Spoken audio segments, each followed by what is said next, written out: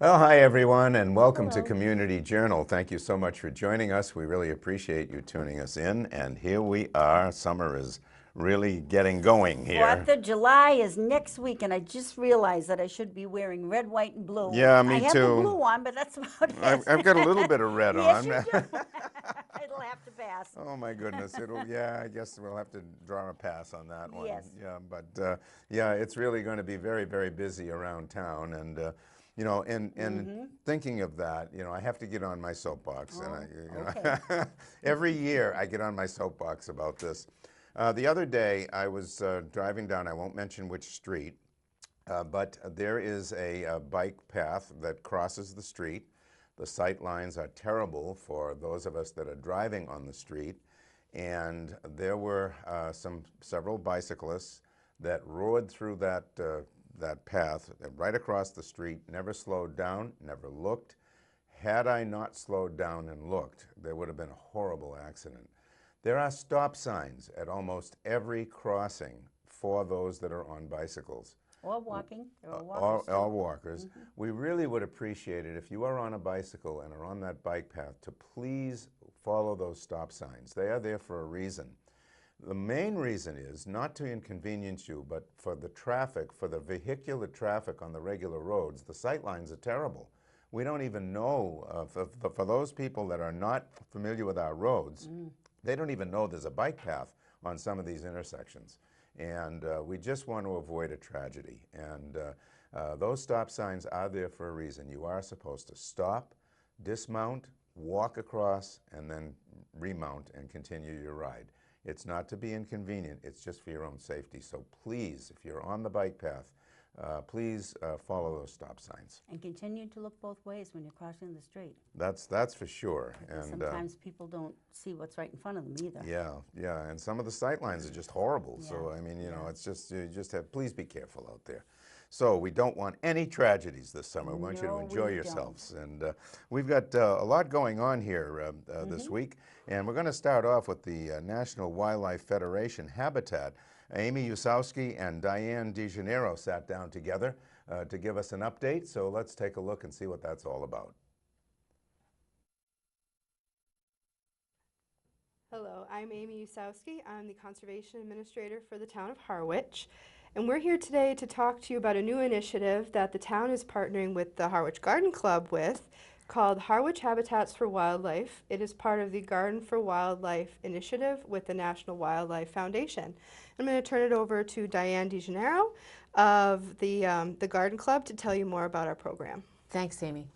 We're really excited about this program.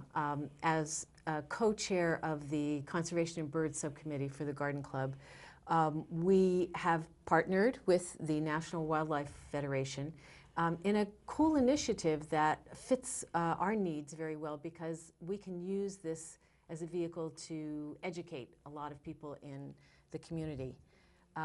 It is basically asking community members to certify their yards as habitat friendly. They make it incredibly easy to do this, but it does give residents a chance to consciously make the choice to design their yards and what they put in it to be safe for wildlife and to support habitat. So, for example, there are 5 criteria that you must meet, and within that, they're very generous in how you can meet the criteria. They want you to be able to have a food source for creatures, and that could be as simple as seeds on a perennial or not seeds, but well, seeds on trees, fruit on trees. It could be as simple as that, or it could be seeds that you put out in a feeder. There are lots of ways to attract wildlife. And it could be nectar from plants as well. And then they ask you to have a water source. That could be as simple as just a bird bath or a little dish of water for butterflies on the ground, or you might live close to a pond. Places for cover, again, as simple as just a wooded area or a thicket. Also places to raise young. That could be as simple as a tree, a birdhouse, things like that. And then they're looking for sustainable garden practices such as You might decide to use a rain barrel or to compost or to not use chemicals on your lawn. So lots of variation. We took this to the select board. We were very excited about it and wished to get other community organizations involved. So we went to the select board. They were really behind us and very excited. And they hooked us up with the Conservation Commission and Amy. And it's a match made in heaven. So Amy can tell you a little bit more about the conservation angle with this initiative. Thank you. Yes, the Conservation Commission and myself are very excited about this as well. We're hoping to become the first community on the Cape, actually, to become certified as being promoting this wildlife habitat. And as Diane said, it's extremely easy to do so. It's very minimal effort. And actually, in our brochures, there are all the qualifications that you have to meet. And in all of them, there's only 1 or 2, sometimes 3 criteria in each category that you have to meet. Very small. So we're hoping to get as many private residences as possible to join this program. But the town, having all the conservation land that we do, is going to be certifying our public spaces as wildlife habitat as well. So places such as the Sand Pond Woodlands, the Bell's Neck Conservation Area, the Texera Conservation Lands, Island Pond Conservation Area, and even the town gardens. All of these areas have native vegetation, which promotes wildlife. Natives are big because they provide the things that our wildlife need. And all of these areas have a water source of some sort of variety. So it should be fairly simple to have those certified.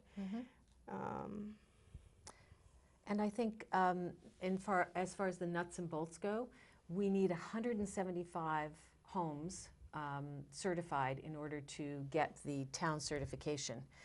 Right now we have close to 50. And if you choose to join us, and we sincerely hope you will, it's very easy to do. Amy has put these applications throughout the town offices. You can find them in the library, in the town hall, you can find them in the community center. And you can, it's $20, and you merely check off what you're doing in your yard and send it in, and they will record that you are a resident in Harwich, and that will increase our numbers.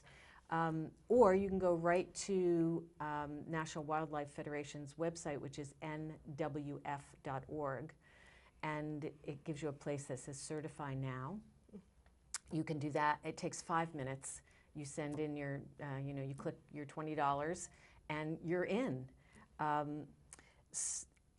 And I just got thinking about how Harwich has just gone through that whole business of doing their branding, and we're now known as the warm side, right? The warm side of the Cape. Well, think of the branding involved when we have all of these beautiful signs throughout Harwich. It says Certified Wildlife Habitat. You get it for joining and for certifying your property. And imagine people coming into town or people driving, just other residents, seeing how committed we are as a community to wildlife and to protecting wildlife. I think it's a great program, and we really hope you'll join us in this endeavor, and we'll keep you posted. Anything else, Amy, that we have neglected? I would just like to reiterate how important wildlife are to the health of our ecosystem. Everything from bugs up to coyotes, it's all part of the food chain, and without the critical food chain, we would also, suffer, be compromised.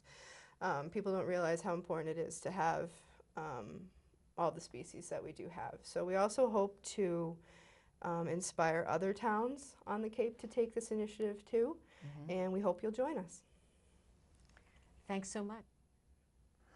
Well, we really hope that Amy and Diane reach their goal. I think 175 homes is what they're looking for, and they have at least 50. And, you know, we hope they get their 175. That would really be great. It sounds like a Absolutely. great cause, great idea. Yes, what a great initiative and a great partnership, too, between the two groups. Yeah, yeah, no, Yes. it really sounds good. Speaking of great things to do, you have something that's going on at the Cape Cod Theater Company, home of the Harwich Junior Theater. Thank you very much for saying the title for me. I appreciate it. Yes, as we promised you at the top of the show, we have all kinds of things that are going on, not only this week, but throughout the summer. So stay tuned and have your pad of paper and your pencil ready, or if you like to use your iPhone and take notes, that's fine too. I have the nicest looking poster here from that theater that Jack just mentioned, because they are putting on an incredible production of Beauty and the Beast. It starts June 28th and it goes through July 15th. Tuesday through Thursdays, it'll be shown at 7 p.m. at night, and Friday through Sunday at 4 p.m. in the afternoon. So if you have children or if you have grandchildren coming to visit like we do, it's a wonderful take. And even if you don't and you just want to go and enjoy with friends and family yourself, I hear that it's really outstanding. It's going to be directed by Jane Staub, musical direction by Robert Wilder, and choreography by Laurel Conrad. So if you want to find out more about getting tickets, you can go to the box office at 105 Division Street in West Harwich, or call them at 508-432-2002. And you can also go online at their website, Cape Cod Theater Company, and theater is spelled Theatre, not E-R, R-E. Very good. So CapeCodTheaterCompany.org, and it is air-conditioned and wheelchair accessible. You know, that is a tremendous play to begin Oh, with, it Beauty and is. the Beast, the music And alone. it is a production of Disney's, I do have to Yeah, mention that. yeah, it's just the music alone is great. Oh, it and is. I can just imagine they do a great job there at the theater. Yes, Tim Rice, actually, who collaborates with Elton John on a lot of his songs, is also wrote the lyrics for this with Howard Ashman. So, Wow, yeah. that'll really be great. Okay, very good. Thanks, Eileen. Through the year, we've talked about the Harwich Cultural Center, and there's so many wonderful things going on there. Well, they have got something going on this summer that is really fantastic. It's called Cranfest in the Courtyard, and this is an ongoing thing all summer long. Thursday evenings at the Harwich Cultural Center, there's going to be a line of talent there that is just fantastic. Let me just mention who's going to be there. I'll just run down the names really quickly. On July 12th, David Mallet. July 19th, Heather Maloney. July 26th, Randy Arbo and Daisy Mayhem. Greg Greenway is going to be there on August 2nd. Zoe Mulford on August 9th. August 16th, Harvey Reid and Joyce Anderson. August 23rd, Runa, the Celtic Roots. That is an incredible line of talent. They're going to be there. Outside, it's a combination of country, bluegrass, Celtic, folk, world-class music in a small-town setting, right at the Cultural Center, outside. Oh, I wonder if it's in that space, the I grassy think, area I in think front it of is the in the building. grassy area. Oh, wow. And you can get to see this, and it's going to take place. The gates open each time, let's see, on those dates. Gates open at 5:45. The music begins at 6:30, and you bring a chair and a blanket to sit on, and picnics are welcome. And wine, Devil's Purse beer, which I hear is just fantastic for those Yes, that maybe are we'll old try enough. it. For those that are old enough, and softer drinks will be for sale. Now, tickets are available for $15 per person, and you can get the whole season, all 7 shows, for $75. So that's a great deal. For more information, you can call 508-432-1885. That's 508-432-1885. Or you can go cranfestproduction@hotmail.com, or you can go on the web, www.harwichcranberryfestival.org. So there's all kinds of ways to get in touch. That's, again, at the Harwich Cultural Center, which, of course, was the former middle school. Since that has become a cultural center, so many wonderful things have gone on there and Yes. continue to do so. And this is just a great opportunity to hear some great talent all summer long under the stars. And even if it rains, they will pull it inside into the auditorium. Oh, really? Oh, So, that's good to yeah, know. yeah. So it's Okay. rain or shine, and just a great opportunity to hear some great talent. So that's be going on all summer. Yes, if you're free on a Thursday night and you're wondering what you're going to do, go to the Cran Fest in the courtyard. Yes, Nancy, you've got something there as well, Eileen? I do, yes. As always, the Harwich Port Library has lots of things going on for the summer. And they're holding what they call Full STEAM, STEAM, and that stands for something. Steam Ahead at Harwich Port Library. I think that's so cute. It's summer story time for this year, and it will be on Fridays from 4 to 5 p.m. It's a STEAM-themed story time with art educator Tricia Cook, who draws inspiration from her science background as well as her work in museum education. This story hour for children ages 4 to 8 introduces skills in science, technology, engineering, art, and math. That's where this STEAM comes from. It used to be STEM, now it's STEAM because they're including art. Right. Through reading and hands-on activities. My kind of program. Yeah. I used to be a reading teacher. Anyway, the program is as follows. July 13th, Whopper Cake by Karma Wilson and Will. Activity will be create liquid, quote, fireworks in a jar. Oh, my goodness. That sounds cute. It does. July 20th, the story will be Pizza at Sally's by Monica Wellington, and the activity will be create a Play-Doh pizza. And July 27th is Stuck by Oliver Jeffers. The activity will be create crazy hairdos with magnetic something or other. I don't see the end of that. Oh, yeah. Yeah. And August 3rd, The Lorax by Dr. Seuss. Oh, that's a great story. Yeah, another really favorite of a lot of kids.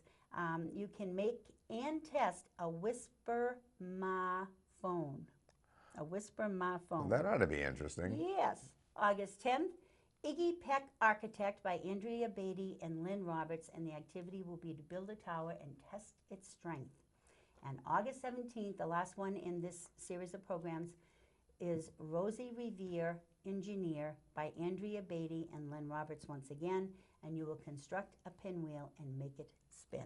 It's the Wow. Harwich Port Library, Fridays 4 to 5. Wow, great activities. Yes, Yeah, yes, yeah, ages 4 to 8, sounds wonderful. It really does. That's great. Taken. Yeah, thanks, Eileen. You're welcome. Okay, next on the agenda today, we're going to bring you up to date with the Harwich Conservation Trust. So Dinah sat down with Mike and Tyler. Let's see what it's all about. So let's take a look at that right now. Hello, I'm here today with Michael Locke and Tyler Maycath of the Harwich Conservation Trust. And Tyler is the Outreach and Stewardship Coordinator of the Trust, and Michael is the Executive Director. And they have some really great stuff to talk about today. First of all, I think, Tyler, you were going to talk about land stewardship events. Is that right? Yeah. We have an event this morning, a trail work event with a group of volunteers. One thing that's really key for the trust is having these volunteers available for outdoor stewardship. My time is limited with the trust, as is Michael's, and so we rely very heavily on volunteers to do work out on the land. That can take shape in different ways. It could be trail work, like we're doing this morning. It could be monitoring of conservation properties, boundaries. It could be some non-native invasive plant species removal. It could be planting. It could be different outdoor lumber projects, installing kiosks or benches or split rail fencing or trash cleanup. So there's a lot of different opportunities there, especially for folks who have some naturalistic abilities. We're always interested in learning more about our properties.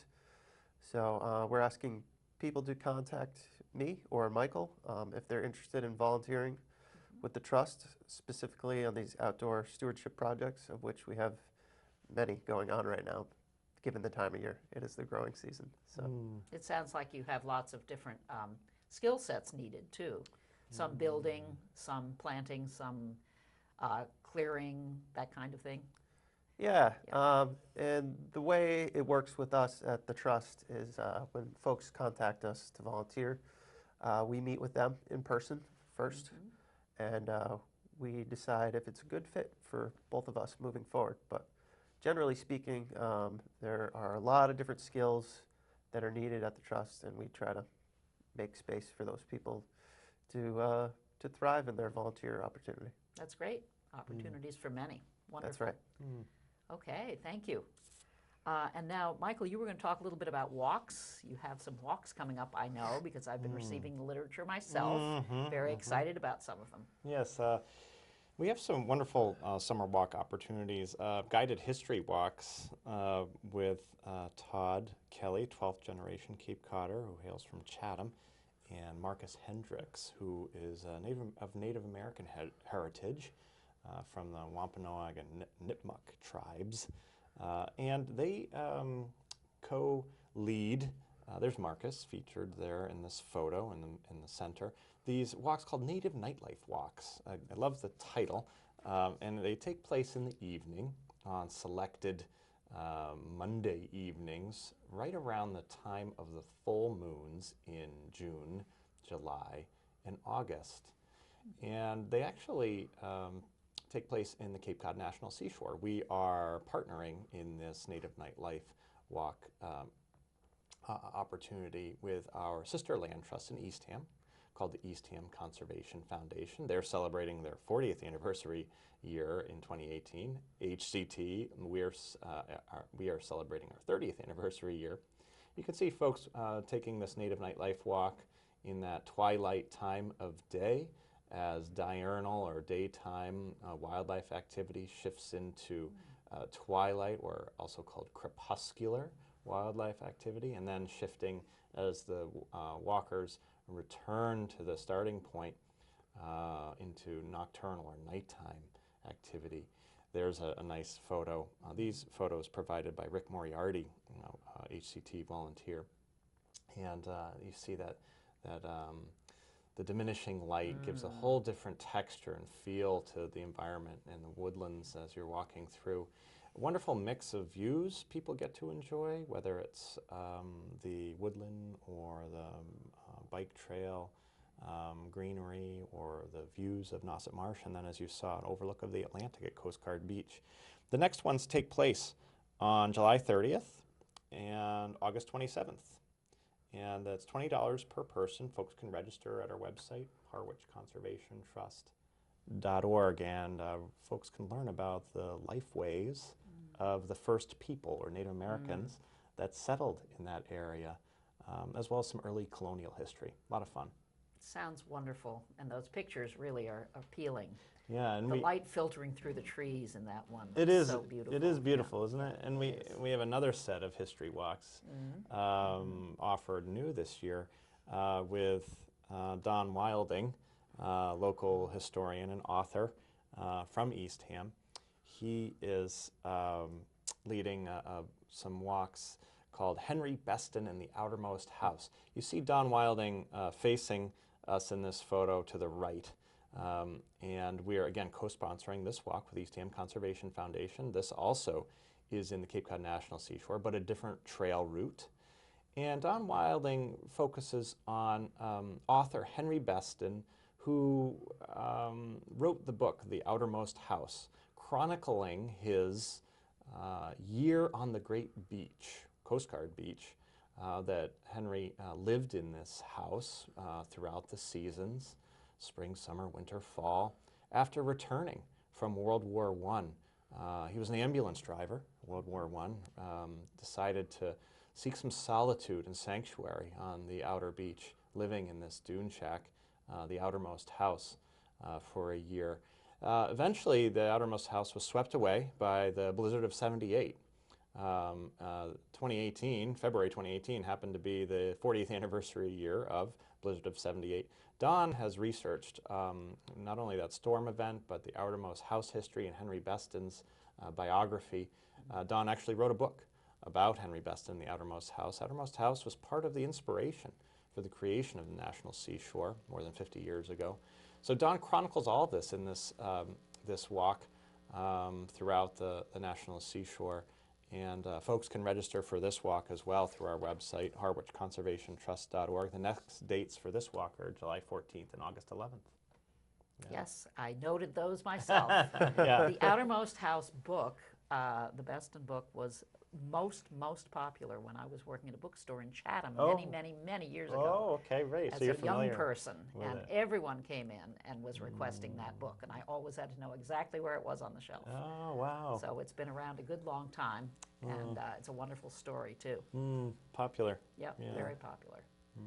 Okay, great. Now, I think we were going to see some pictures of box turtles. Is that right? That's right, And, yes. yeah, we want to know all about what to do and what not to do when we see them on the road. Right, sometimes folks see them now this time of year, June into July especially, as these box turtles. There's a good photo of one by volunteer photographer Janet DiMattia.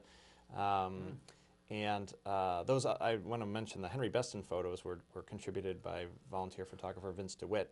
But moving on to these box turtles, folks will see them crossing the road, and these are a rare species in Massachusetts. And Tyler's going to share a little bit about how we want to learn from folks when and where they see them.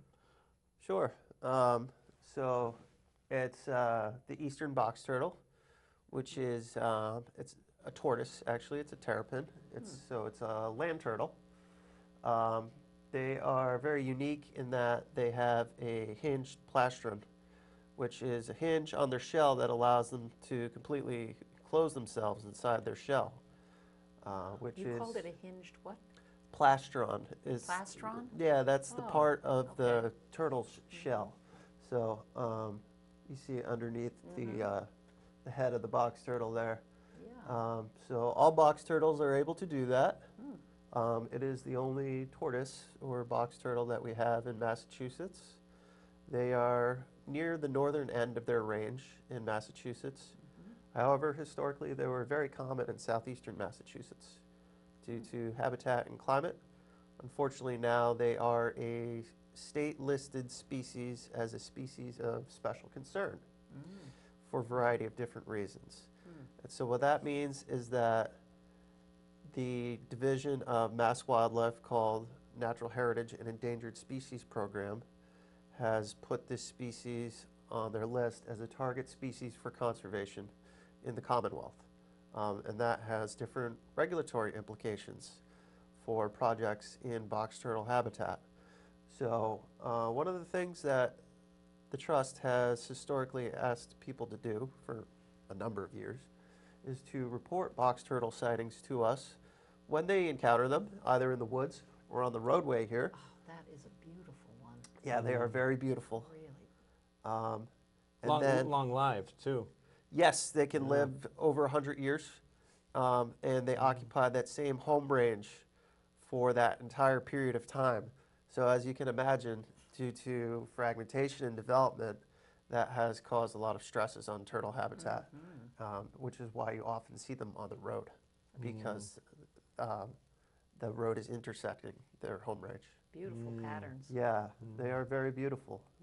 So And what we're we want asking to preserve people, them. yeah, what we're asking people to do is report where they have found them, the address, or even better, GPS location would be even better. And what is very important is that we need photographic evidence of the animal where it is found. We are certainly not encouraging people to enter private property without permission to go searching for box turtles or to take photos and documentation of box turtles on private property without that property owner's permission. Okay, so that's a good Yes. reminder. Yes, it is. Okay. If people would like, they can submit their own documentation online. However, we are happy to do that for them. The most important piece is the address and a photo. Okay. Yeah, they can find our emails at our website, harwichconservationtrust.org. Yes. Send a photo and location information. Okay. We'll take care of the rest. Wow. Well, that's a great service that you do too, and to keep these beautiful, beautiful creatures. The state is very interested in still learning more about box turtles on Cape Cod. So. Okay. Yeah. Great. And then you had something about Cornelius Pond. Cornelius Pond Woodlands Project, that's our latest and greatest land protection campaign, where we are trying to raise up to $850,000. That's our goal, to preserve these 15 acres, which have more than 1,000 feet of shoreline on Cornelius Pond, also called Eldridge Pond. You see a beautiful photo there. These photos contributed by both Gus Romano and Mark Robinson. Cornelius Pond is what is called a coastal plain pond. So the glaciers, when they receded, melted away about 18,000 years ago, left huge blocks of ice in the coastal meltwater plain of the Cape and created these large depressions in the landscape, which over time filled with rising groundwater, which now feature our coastal kettle ponds, of which this is one. See some reflection in that How calm, large still is that? water. This pond is about, it's over 10 acres, I know that for sure. I have to circle back with you on the exact acreage of the pond. But the land itself also includes a diversity of habitats, both woodland and meadow, as you see here, and buffering vegetated wetland, and of course that more than 1,000 feet of shoreline. And it's rare to find a natural piece of land still available for conservation in Harwich with that much pond frontage, let alone across the Cape. We have about $150,000 left to go toward that $850,000 goal. So we're hoping folks can really rally behind this project. That's mere pittance Well, compared to the larger amount. Still a lot of money, and many hands make light work. We Yes, hope they do. folks will Yes, they do. donate as much as they can and bring us over the finish line. Great box turtle habitat, too. Yes. Well, great. And in the future, we hope to have a walking trail. I think there's a theme emerging here. Yes. Conservation. Okay. Well, this is so great to hear about all these wonderful things, the Nightlife walks and the Henry Beston walk and the turtles and the Cornelius Pond venture. So I really hope that people will step up and help out with that. Thanks, Diana. And thanks so much for coming in. Thanks for having us. Enjoyed meeting you, talking you. with you, and we'll see you again soon. Great. Great. Thank Thanks you. a lot. Yeah. Oh, we appreciate Mike and Tyler sitting down with Dinah and getting us up to date. They do so much good work, and you know, one thing I do have to say, I don't know, I don't think Mike takes all of the pictures, but he has some folks that take pictures for him as Yes, he well. does. But his photographs are just They're incredible. amazing. That They picture really of the box turtle on the I couldn't yellow believe line, that. amazing. Jeez. Yeah, no, just beautiful pictures, and just some very skilled photographers, I guess. Very, very well done. Thanks to Dinah, Mike, and Tyler. Eileen, you've got an important announcement there. I do, yes. The second annual Harwich Cape Verdean Festival is coming up next Saturday, July 14th. Well, actually, it's 2 weeks from now. The rain date is Sunday, July 15th. So that's Saturday, July 14th, and the rain date is Sunday, July 15th. It will be held from 10 a.m. in the morning to 6 p.m. in the afternoon. It will be held at Brooks Park in Harwich Center, which is, of course, at the corner of Main Street, Route 39, and Oak Street. Free entry, and you can experience authentic Cape Verdean food, music, art, entertainment, and culture. Bring family and friends. Sounds like a lot of fun, and it's wonderful to see that this particular community, the Cape Verdean community, has these festivals and historical showings of what this community, this particular community, means to the town of Harwich. Yeah, it's nice that they're being recognized because their Yes. history goes way Way back, back, and way back. it's nice to see that they're having this festival. Let folks know just how they're interwoven into this community, Yes. and you know, if you want some good food and good music, it's a it's Yes, a con. we have We've- sampled. Yeah, yes, it's yeah. a can't miss, really. Yeah, it Okay, is. thanks, Eileen. And we've got a public service announcement here from the Harwich United Methodist Church at 1 Church Street in Harwich. They're welcoming a new pastor, and they just wanted to let folks know Pastor John Robbins will be joining that church as of Sunday, July 1st.